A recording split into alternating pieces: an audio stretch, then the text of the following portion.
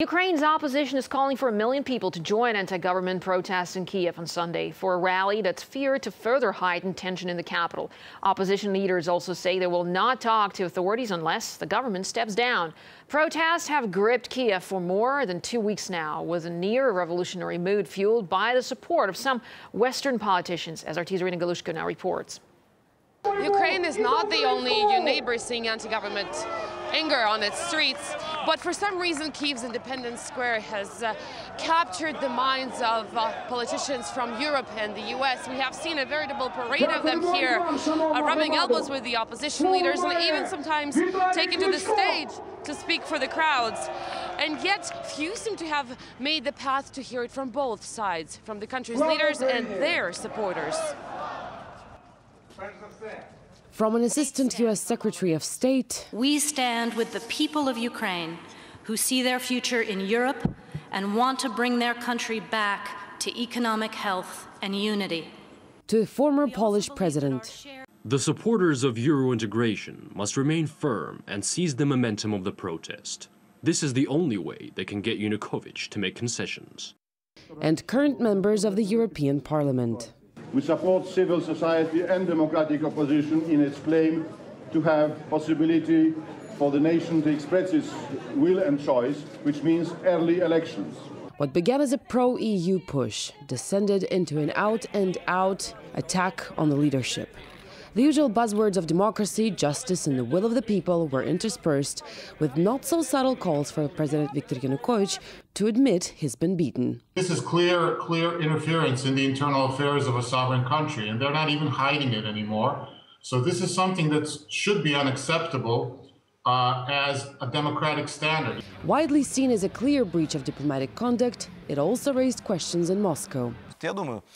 I can imagine how our German partners would have felt if Russia's foreign minister decided to attend a rally that was being held against German rules.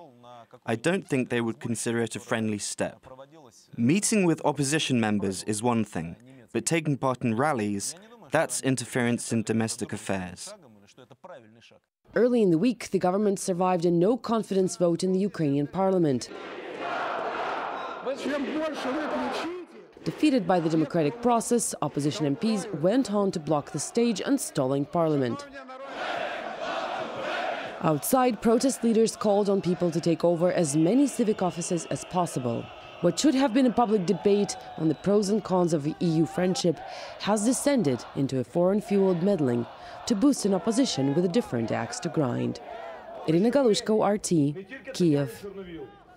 And as the anti-government protests in the Ukrainian capital grow, so do the rallies in support of blocking the trade deal with the EU. Thousands of pro-government activists descended on the capital and towns across the east of the country to make their voice heard. Recent polls suggest Ukraine's sharply divided on the issue of EU integration, with more than 70% of people in the west of the country favoring the deal, while the pro-EU mood is shared by less than 30% of people in the east. A prominent foreign affairs analyst, Dr. Sergei Trifkovich, says in the unlikely case of a revolution, people in the east will not sit idly by. If there is a pro-EU neo-orange revolution, there would be a pro-customs union, pro-Russian counter-revolution.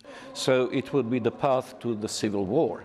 Because let's face it, in the industrial basin of the East, they know that if they join the EU package, they would, of course, they will never join the EU itself. They would lose customs privileges in Russia, and their industrial goods, which are still being exported to Russia in increasing quantities, would suddenly become 35% more expensive, which would price them out of the market. And at the same time, I doubt very much that EU countries would suddenly express an interest in buying Ukrainian industrial goods. So even if there is an attempt at the violent overthrow of the government, there would be definitely a very sizable counterforce ready to come onto the streets. It is no longer 2004, when no one was willing to risk their skin for Kuchma.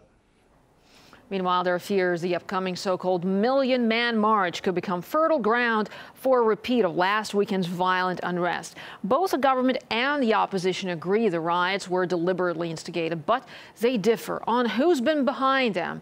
Daniel McAdams, executive director of the Ron Paul Institute think tank, says such provocation is part of a pattern often used in coup attempts.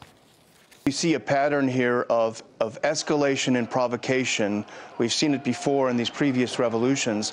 I think really the protesters on the ground, they had a very large provocation a few nights ago where they were using chains and tractors, and of course the police, as police do everywhere, reacted with violence. The U.S. has counseled nonviolence, but what would happen if someone drove a tractor and tried to drive it into the White House lawn? You're going to tell me that there wouldn't be violence against the 100,000 people trying to break into the White House? So everywhere governments would normally protect their buildings.